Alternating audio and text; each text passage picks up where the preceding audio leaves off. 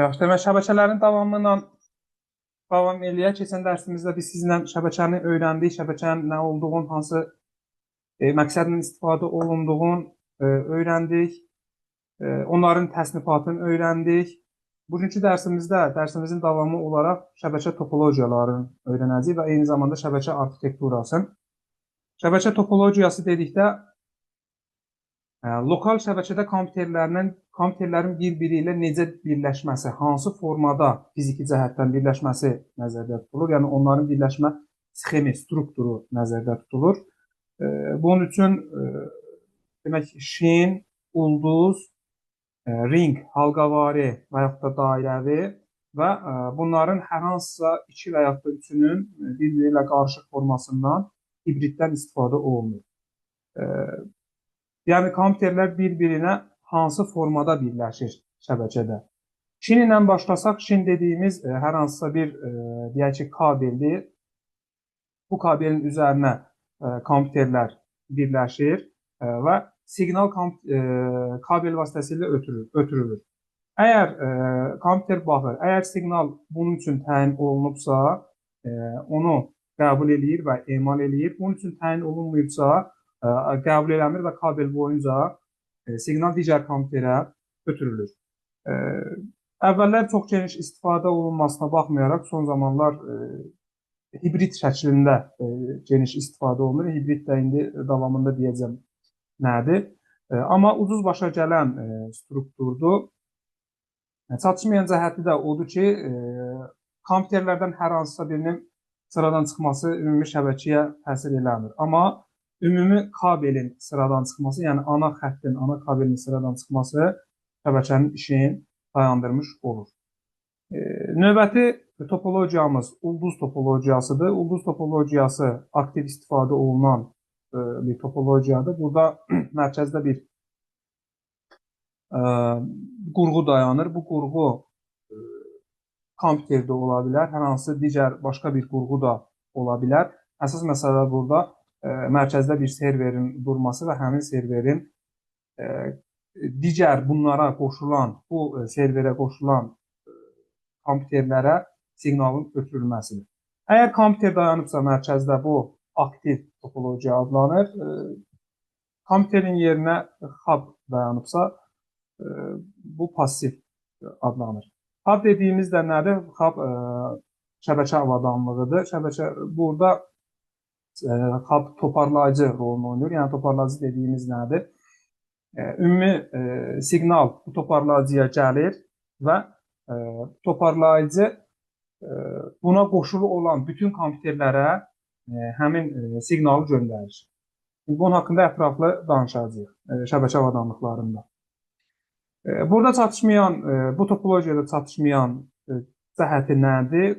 Ana server, yəni kompüter və yaxud da hub sıradan çıxdıqda ümumi şəbəkə işini dayandırır. Bu belə. Ondan sonra varımızda nə? Dairəvi, halqavari də deyilir və yaxud da ring, üzük yəni mənasındadır. Topologiyasından istifadə olunur. Burada adından da məlum olduğu kimi kompüterlər bir-birinə ardıcıl şəkildə dairəvi formada birləşir.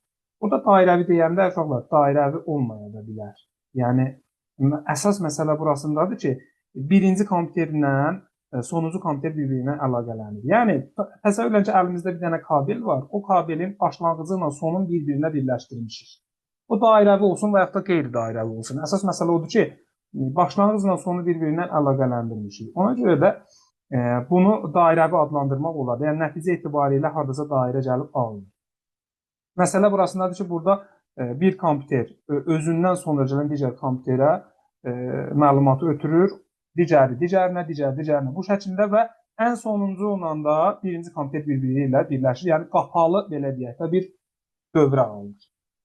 Bu şəkildə hibrid topologiyası da hər hansısa 2 və yaxud da 3 biraz çətin hallarda olur. Hər hansısa 2 topologiyanın bir-biri ilə eyni zamanda istifadə olunmasıdır. Yəni, təsəvvür edin ki, həm şindən istifadə olunur, həm də ulduzdan istifadə olunur. Və yaxud da həm ulduzdan istifadə olunur, həm halqavari, dairəvidən istifadə olunur. Bu qarışıq, hibrid adlanır.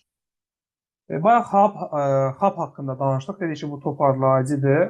Ümumiyyətlə, şəbəkə avadanlıqları haqqında biraz danışaq. Şəbəkə avadanlıqları nədən yanadır? Şəbəkənin işləməsi üçün istifadə olunan qurğulardır və yaxud da digər təchizatdır. Bunları biz avadanlıq adlandırırıq. Həmin avadanlıqlar mikrosxemdən ibarət olub və yaxud da elektrik enerjisi ilə qidalanan baxımdan və yaxud da mikrosxemdən ibarət olmayıb, sadəcə olaraq hər hansısa bir funksiyanı yerinə yetirən baxımdan iki cür olur: aktiv və passiv. Əgər mikrosxemi vardırsa və ya elektrik enerjisindən qidalanırsa, bu aktiv şəbəkə avadanlığıdır. Yox, əgər sadəcə olaraq siqnalı ötürməklə məşğuldur və yaxud da təsirini azaltmaqdan yana istifadə olunursa, bu passiv şəbəkə avadanlığıdır. Məsələn, kabeldir, kabelin başına bağlanan konnektorlardır, şkafdır. Məsələn, tutaq ki, hər hansı switchi, modemi qoymaq üçün şkaf olsun, kabelin üstünü örtmək üçün olan nə bilim qutular olsun. Bunların hamısı şəbəkədə istifadə olunur olunmağına, amma aktiv şəkildə istifadə olunmur. Da mikrosxemi yoxdur, elektrik enerjisi ilə qidalanmır. Bunlar passiv şəbəkə avadanlıqları adlandırırıq. Amma digər tərəfdə nəyimiz var? Aktiv şəbəkə avadanlıqları siqnalı çevirir, təsirini artırır, ötürür. Bunlar elektrik enerjisindən istifadə edir, özünün mikrosxemi var. Bunlar aktiv şəbəkə avadanlıqları adlanır. Aktiv şəbəkə avadanlıqları NIC-dir. NIC dediyimiz Network Interface Card və yaxud da şəbəkə adapteri, şəbəkə kartı da deyilir. Bunlar şəbəkə kartı bu cür internetə girdiyimiz istənilən qurğunun daxilində var. İstər smartfon telefonlar olsun, istər stolüstü kompüterlərimiz, fərdi kompüterlərimiz olsun. Bunların hamısında şəbəkə kartından istifadə olunur. Yəni internetə giririksə, orada şəbəkə kartı var. Şəbəkə kartı kənardan gələn siqnalı kompüterin yenə başa düşür. Necə ki, səs kartı, video kartı deyə kompüterin başa düşdüyü formaya, rəqəmsal və yaxud analog formaya çevirir. Eyni ilə burada da şəbəkə kartı siqnalı kompüterin başa düşdüyü rəqəmsal formaya və yaxud da bizim başa düşdüyümüz, biz daha doğrusu başa düşmürük o analog siqnalı. Sadəcə olaraq ötürülmə üçün analog formaya çevirir. Son vaxtlar belə deyək də, modern cihazların daxilində, cihazın özü ilə gəlir. Əgər hər hansısa bir cihazda yoxdursa, onu kənardan da qoşmaq, kənardan ayrıca bir qurğu kimi alıb, kənardan da qoşmaq kompüterə və yaxud da digər qurğu olsun mümkündür. Hub haqqında bayaq danışdıq, dedik toparlayıcıdır. Sadəcə olaraq siqnal ötürməkdən istifadə olunur. Hub'ın baxmır, yəni hub ağına bozuna baxmır da, ona qoşulu olan bütün kompüterlərə siqnal məlumatı göndərir. Amma hub'ın bir alternativi var, o biraz ağıllı qurğudur, o da switch adlanır. Təyinatına görə siqnalı digər qurğulara göndərir. Switch dediyimiz eyni zamanda kommutatordur. Çox məktəblərdə kompüter sinifində siz onu görə bilərsiniz. Kənardan bir yerdən qutuda qoyulub, modemin belə deyək də, biraz daha böyük formasıdır. Ona koaksial kabellər qoşulur. Keçən dəfə koaksial kabel haqqında danışdıq. Ki, həmin koaksial kabellər də gedir qoşulur masaüstü kompüterlərə ki, həmin kompüterlər internetlə təmin olunsun. Switch dedik, hub'ın alternativi daha ağıllı qurğudur. Ondan sonra körpü var. Məsələn, körpü də aktiv. Siz bunları, bu qurğuları görməmisiniz, düzdür, amma bu qurğuların əksəriyyəti ilə modemə oxşuyur. Yəni, modemi gözünüzlə canlandırın, bunların hamısı ona oxşuyur. Körpü var, bridge. Bu nədən yanadır? Bu da lokal şəbəkələri birləşdirməkdə istifadə olunan qurğudur. Eyni protokollu, müxtəlif topologiyalı şəbəkələri birləşdirməkdə yana istifadə olunur. Ondan sonra router var. Router bir yerdən başqa yerə məlumatı paketlər şəklində göndərməkdə yana istifadə olunur. Yəni, əlimizdə məlumat var, məlumat ötürülür, siqnal şəklində ötürülür. Onu müəyyən paketlərə bölünür. Həmin paketlər uyğun yol ilə göndərilir, uyğun marşrut üzrə daha doğrusu göndərilir. Bir neçə marşrutdan bu arada istifadə olunur. Ən uyğunun seçib, ən uyğun marşrut üzrə paketlər şəklində göndərilir. Təyinat yerinə çatdıqda isə onları birləşdirir və birləşib qəbul edir. Bu isə adlanır nə? Router. Ondan sonra switch var, gateway və yaxud da şlüz şəbəkə keçidi deyirlər. Bu da çörpünün, belə deyək də, çörpü eyni nə deyiliyim, müxtəlif topologiyalı şəbəkələr birləşdirdiyi halda bu da onun əksini yerinə yetirir. Müxtəlif protokollu eyni topologiyalı şəbəkələr birləşdirməklə yanadır. Belə deyək də, gateway açıq qapı rolunu oynayır. İki müxtəlif belə deyək, şəbəkəni birləşdirməklə yanadır istifadə olunur. Ondan sonra əslində çoxdur. Sadəcə olaraq sizin çərçivədə məsələn kommutator haqqında danışdıq. Torpaqlayıcı var məsələn, o sizin çərçivədə yoxdur. Sizlə başqa nəyi danışmaq olar? Mövcud məsələn naqilli və yaxud da belə deyək də simsiz və yaxud da simli şəbəkəyə simsiz və yaxud da simli olsun. Əgər internet varsa, şəbəkə varsa ona simsiz formada qoşulmaq üçün WAP-dan istifadə olunur. Wireless Access Point bundan istifadə olunur. Simsiz şəkildə qoşulmağı təmin edən qurğudur. Bu qurğu demək olar ki, bütün hazırki qurğularımızda var da, bizim cihazlarımızda var da. Yəni bunu telefonda, telefon olsun, kompüter olsun, söhbət dizüstü kompüterlərdən gedir də. Bunların əksəriyyətindən gedir. Tablet olsun, bunların əksəriyyətinin o funksiyası var. Yəni olmayan vaxtda həmin o vaxtdan istifadə olunur. Və Wi-Fi adaptör var. Wi-Fi adaptör də eyni ilə onun kimi işləyir. Bu da internetə qoşulmanı, simsiz şəkildə internetə qoşulmanı təmin edən qurğudur. Sizə bir dənə məsələn bunları bir-birinə fərqləndirmək üçün bir misal çəkin. Məsələn, tutaq ki, bizim smartfon telefonlarımız olsun, dizüstü kompüterlərimiz olsun. Bunlar simsiz şəkildə internetə qoşulurlar. Məsələn, stolüstü kompüterlər simsiz qoşula bilmir. Stolüstü kompüterlərin əksəriyyətini biz koaksial kabel birləşdirib internetlə təmin edirik. Onları simsiz şəkildə qoşmaq üçün həmin o Wi-Fi adapterdən, Wi-Fi adapterdən istifadə olunur. Bildiyimiz flash diski tanıyırıq da. Adı flash diskdir, biz onu flash kart kimi tanıyırıq. Siz bilirsiniz, biz bunu xarici yaddaş qurğularını keçəndə demişdik ki, adi tanıdığımız flash kart əslində o flash diskdir. Flash kart isə mini kartdır, o mikro kartdır, o telefonaza da keçən. Adi o flash disk boyda olur. Sadəcə bunun işi simsiz bağlantını yaratmaqdan ibarətdir. Qoşuruq stolüstü kompüterin USB portuna, USB portuna qoşduqdan sonra da artıq həmin o stolüstü kompüterdə simsiz şəkildə internetə qoşa bilirik. Topologiya, qurğular haqqında bu qədər. Sizin çərçivəyə mən yəni çərçivə bilirəm hansı nəyi əhatə edir. Ona görə yəni ona uyğun sizinlə danışıram. Bir balaca geniş forması keçən dəfə dediyim kimi dərslikdə var. Əsasən 10-cu sinifin dərsliyindədir, elə öz sinifinizin dərsliyində. Mütləq baxmağınızı tövsiyə edirəm. Topologiya haqqında bu qədər. Keçək arxitekturaya. Şəbəkə arxitekturası şəbəkədə şəbəkə standartları, ondan sonra şəbəkə protokollarını özündə birləşdirir. Həmin standartlar, protokollar ümumi şəbəkəni idarə etməkdən yana, şəbəkəni təyin etməkdən yana istifadə olunur.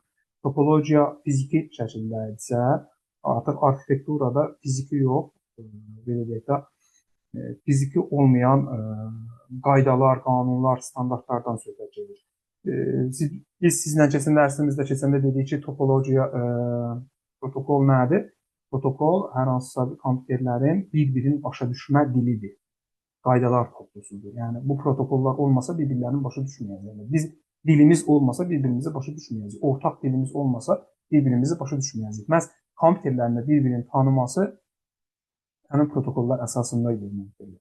Burada təkcə arxitekturada protokollardan yox, eyni zamanda standartlardan da danışırıq. həmin o standartları, protokolları özündə birləşdirən arkitekturadır. Həmin arxitekturanın da ən geniş istifadə olunanlarından biri məhz Ethernet arxitekturasıdır. Ethernet nədir? Ethernet efir şəbəkəsi, network sözündəndir. Etherdə efir e, sözündəndir. Efir şəbəkəsi mənasındadır. Ethernetin özünün protokolu var, topologiyası var. Ondan sonra hansı ərazini əhatə eləyir, ərazi belə deyək də məhdudiyyəti var. Bunların hamısını bilməliyik. Topologiya olaraq Şindən istifadə eləyir, kabel olaraq koaksial kabeldən istifadə eləyir. Özü 2,5 kilometr ərazini əhatə elədiyi halda segmenti var ki, segmentdə 500 metr ərazini əhatə eləyir. Segment dediyimiz nədir? Segment dediyimiz həmin o, tutaq ki, hər hansı böyük bir ərazidir, həmin ərazi müəyyən segmentlərə bölünür. Həmin segmentlər birləşib bir ərazini əmələ gətirir. Bir segmentində 100 amper, özünün isə ümumilikdə 1000 amper, 1024 amper qoşulmağı mümkündür. Demək,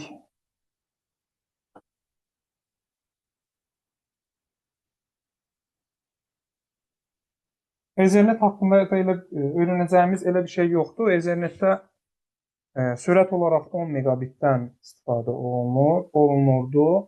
Kabel olaraq dedik, koaksial kabeldən. Məsələn, bunun diametri 5 olan, diametri 10 olan kabeldən istifadə olunurdu. Ona 5 base, və 10 base, 5 base də belə deyək, 10 base, T-də twisted, yəni koaksial kabeldən istifadə olunurdu. Artıq sürət artdıqca gigabit Ethernetdən istifadə olundu ki, bu da 100 megabitə qədər gəlib çata bilirdi. Fast məsələn Ethernet, daha fast sürətli Ethernet, ondan sonra 10 gigabit Ethernet, gigabit Ethernet bu şəkildə daha sürətli, yəni Ethernetdən də istifadə olunmağa başlandı. Şəbəkə arxitekturasından bu qədər. Bir də şəbəkədə kompüterlər bir-birlərinə simsiz şəkildə hansı formada qoşula bilər? Bu haqda biraz məlumat verək. İki ümumiyyətlə rejim nəzərdə tutulub. Ad hoc rejimi. Burada şəbəkəyə qoşulmaq üçün heç bir qurğudan istifadə olunmur. Məsələn, bugün istifadə edədiyimiz Wi-Fi. Biz tutaq ki, hər hansı qurğunu Wi-Fi-yə qoşmaq üçün əlavə başqa bir qurğudan istifadə eləmirik də. Yəni Wi-Fi-nin modemin özü ilə bu işi həyata keçirir. Bu ad hoc rejimidir. Və infrastruktur rejimi var. İnfrastruktur rejimində artıq access point, giriş erişim nöqtəsi bunu həyata keçirən qurğudan istifadə olunur. Simsiz qoşulmaq üçün. Bu belə simsiz texnologiyalar, baxdım çərçivədə sizin vəsaitdə müəyyən məlumatlar verib, amma daha geniş yenə deyirəm, dərslikdə öyrənə bilərsiniz. Wi-Fi-dir, bu gün evdə istifadə, başqa yerlərdə, obyektlərdə istifadə olunan wireless faydalı ki, Wi-Fi, simsiz əliyetərlik mənasındadır. Simsiz şəkildə, yəni internetə qoşula bilirik. Bunun standartı 802.11 standartından istifadə olunur. 802.11 ABCN nəsilləri mövcuddur bu arada. Simsiz qoşulmanı təmin edir. 110 megabitə qədər, 10 megabitə qədər sürətdən istifadə edə bilərik burada. Təsir məsafəsi azdır, 100-150 metri əhatə edir. Bunun bir alternativi var, yəni məsafə cəhətdən WiMAX. Yəni wireless maksimumda, yəni belə deyək, mümkün qədər maksimum. Eyni şeydir, sadəcə olaraq təsir məsafəsi məsafə cəhətdən deyirəm də təsir, yəni nə deyirlər ona, uzunluq cəhətdən. Bunun alternatividir WiMAX. Burada onun da standartı 802.16 standartından istifadə olunur. Standart haqqında bayaq danışdıq. Standart protokol, yəni qoşulma qanununa uyğunluğu budur. 802.16-dan istifadə olunur. Burada artıq Wi-Fi 100-150 metrdirsə, təsəvvürlərin WiMAX 25-80 nəzərdə tutulur. Yəni 80 kilometr bilirsiniz, yəni 80 kilometr Wi-Fi varsa, bu o deməkdir ki, yəni siz ondan harda istifadə edirsiniz, elə hara gedirsiniz gedin. Evinizdəki tutaq ki, evinizdə WiMAX-dan istifadə edirsinizsə, hara gedirsiniz gedin, siz internetiniz olacaq. Yəni 80 kilometr hər halda az deyil. 80 kilometri insan ömründə 80 kilometrdən yuxarı ərazini çıxmaq yəqin ki, hər gün olmur da. Yəni kimsə deyə bilməz ki, mən hər gün 80 kilometrdən çox ərazini aşıram, harasa gedirəm. Bu şəkildə ondan sonra Bluetooth bildiyimiz, yəni əvvəllər çox geniş istifadə olunurdu Bluetooth-dan. 10 metr məsafədə 2,4 GHz tezlikdən istifadə edir, amma ötürmə sürəti çox aşağıdır, 1 megabitə hətta çatmır. Bluetooth-la əslində lokal şəbəkədə qurmaq olar. Yəni Bluetooth-la internet qoşmaq olar. Mən cəhd edib yoxlamışam, alınıb da, yəni maraq üçün. Amma çox yorur adamı, ona görə çox zəifdir, yəni sürəti. Ona görə istifadə olunmur. Yəni belə şəbəkə cəhətdən istifadə olunmur. Amma yəni digər məsələn məlumatları göndərmək üçün Bluetooth-dan geniş istifadə olunur. Məsələn, tutaq ki, mən telefondan kompüterə nəyisə göndərirəmsə, Bluetooth-dan istifadə edirəm. Məsələn, kabel yoxdursa yanında və hətta kabel tap gətir kompüterə qoş, bir tərəfini nə bilim telefona qoş. Bunu eləyəcəyimə Bluetooth-dan geniş istifadə edirəm. Bluetooth-un yaxşı cəhəti odur ki, məsələn, göndərilən faylı qırmır. Məsələn, tutaq ki, telefondan kompüterə şəkil göndərərkən bir internet üzərindən göndərim, bir də Bluetooth-dan göndərim. Arasındakı fərqi görəsiniz ki, nə qədər keyfiyyətini aşağı salır, pikselləri qırır. Bluetooth-dan yəni istifadə olunur nəticə etibarilə. Bluetooth ad hoc rejimində istifadə olunur. Yəni Bluetooth-la eyni ilə Wi-Fi kimi də, yəni modem kimi, modem necə Wi-Fi qoşuluruq. Burada da qoşulma üçün əlavə qurğu istifadə eləmir. Eyni zamanda az enerjidən istifadə edir. Yəni üstün cəhətləri də var da, ötürmə sürəti aşağı olmağına baxmayaraq enerjidən az istifadə edir, təhlükəsiz ötürməni təmin edir. 8-ə qədər qurğunu eyni zamanda piko şəbəkə deyirlər buna. Biri 8-dən biri aparıcı olur, yəni ana olur. Digərləri isə buna qoşulan, asılı olur. Net piko şəbəkə deyirlər. 8-ə qədər qurğu eyni zamanda qoşula bilir.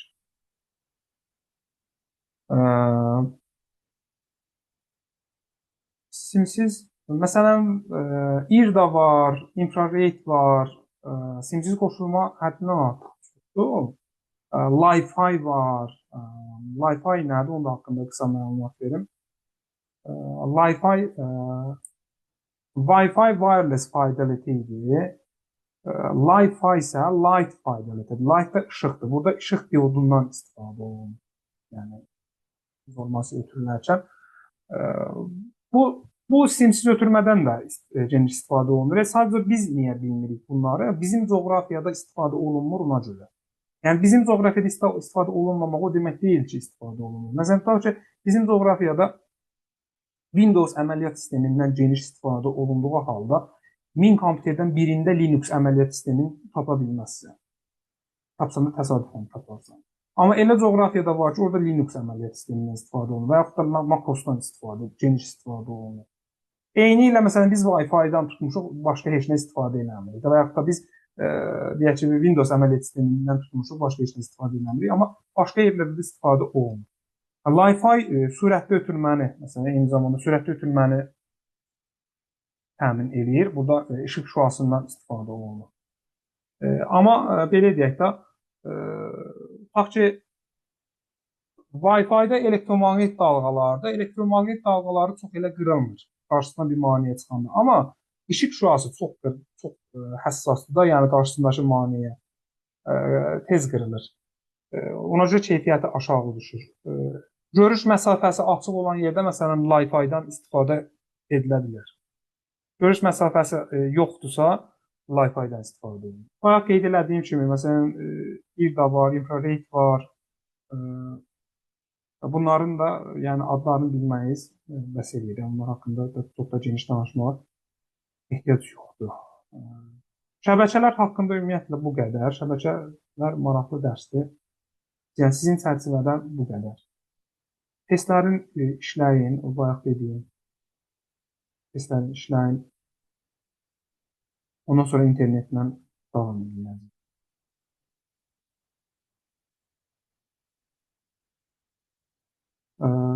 Dərsi yəqin ki, ümid edirəm ki, hamı oxuyub.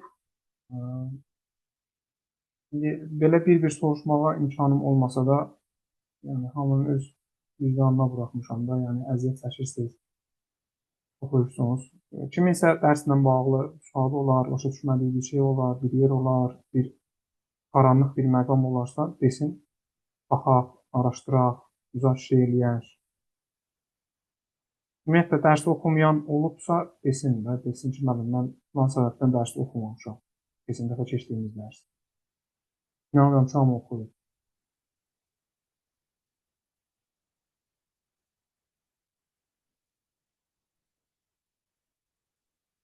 Müəllim, burada bir dənə sual var, ona baxaq da. O qiymətləndirmə tapşırıqlarında. Nədir sual səçində, de görüm.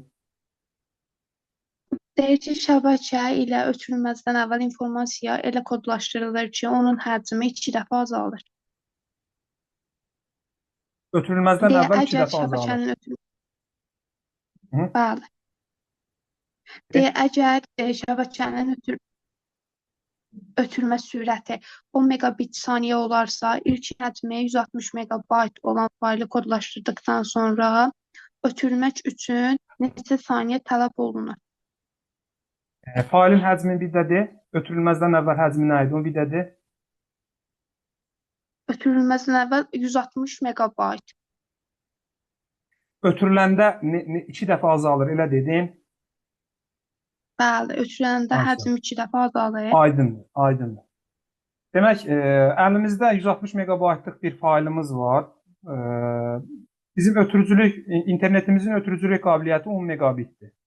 Və bizdən deyir ki, bu fail ötürüləndə həcmi 2 dəfə azalır. Yəqin ki, sıxlaşdırılır da. Siz bilirsiniz ki, iri həcmli failləri bir yerdən başqa yerə göndərərkən, internet üzərindən, biz onu arxivləşdiririk, sıxlaşdırırıq ki, rahat şəkildə ötürməni təmin edə bilək. İndi, yəni bu məqsədimiz ötürməkdirsə, biz bunu nağd 2 dəfə azaldaq. Bu olsun nə? 80 megabayt. Bu belə, artıq bizim əlimizdə tutaq ki, 160 megabayt yoxdur. Əlimizdə 80 megabayt var. Zamanı tapmaq üçün nə edirdik? Əlimizdə olan failin həcmini bölürdük ötürücülük qabiliyyətini. Ötürücülük qabiliyyəti dediyimiz bax bu surətdir. 80 megabayt, buradan yazaq. 80 megabaytı. Megalar eynidir da, mega ilə işimiz olmasın. 80 baytı elə bir bölürük 10 bitə. Yaxşımı? 10 bit. Buna da zaman deyək də, T bərabərdir. Yəqin ki, saniyə ilə soruşur bizdən. Baytdan bitə keçək, 80 bıraq 8 bölək 10. 64. 64 saniyə. Bu şəkildə. Heç vaxtda o səhvi eləməyin də uşaqlar. Siz bilirsiniz ki, burada megabit verib, burada megabayt veribsə, biz mütləq bunları nə etməliyik? Eyni ölçü vahidinə gətirməliyik. Yəni, belə deyək də, sürət megabit ilə verilir, həcm megabayt ilə veribsə, biz həcmi megabitə gətirməliyik. Hesablama zamanı əksini də eləyə bilərik, problem yoxdur. Məntiqi cəhətdən, yəni, megabaytı sürətə uyğunlaşdırmalıyıq. Amma hesablama zamanı heç bir problemimiz olmayacaq. Siz 10 biti çevirin bayta.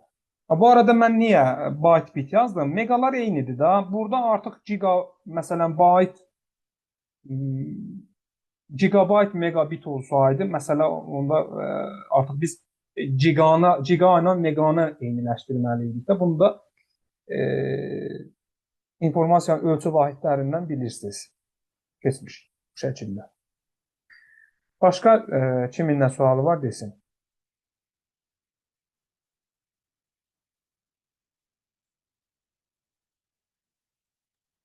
Müəllim, mənim var, amma bu dərslə bağlı deyil də, başqa dərslə bağlıdır. Versəm olar. Başqa dərsdə informatikadan söhbət gedir və başqa mövzu demək Hə, istəyirsən yəqin. informatikadır. Hə. Tarix zad Müəllim, olmazsa belə problem yoxdur. yox. Mən 5-ci, 6-cı bölməm bölün təşkil elədim, qurtardım. Ha. SSD ilə HDD. Onların fərqi nədir? Mən hələ başa SSD düşmürəm onu. hər ikisi xarici yaddaş qurğusudur. SSD-də hərəkət edən fiziki elementlər olmadığından o HDD-yə nəzərən daha sürətli işləyir. Əvvəllər xarici yaddaş kimi HDD-dən istifadə olunduğu halda, indi daha modern belə deyək də qurğularda xarici yaddaş kimi SSD-dən istifadə olunur. SSD həm sürətli, həm də səssiz işləyir. Hər ikisi xarici yaddaş qurğusudur. Amma bu o demək deyil ki, HDD-dən istifadə olunmur, HDD-dən də istifadə olunur. Amma SSD HDD-dən daha üstündür. Həm sürət cəhətdən, həm güc cəhətdən, həm də yaddaş cəhətdən. Bəs GPU, o bəs Qrafik prosesor unit, o da video yaddaşın mikroprosesorudur. Video yaddaşın prosesorudur, belə deyək. Video adapter. SSD o bisindən daha üstündür da. Yəni bizə ən çox əlverişli olan SSD olur da. Əlbəttə, əlbəttə. Hə, o lazım idi mənə. Başqa?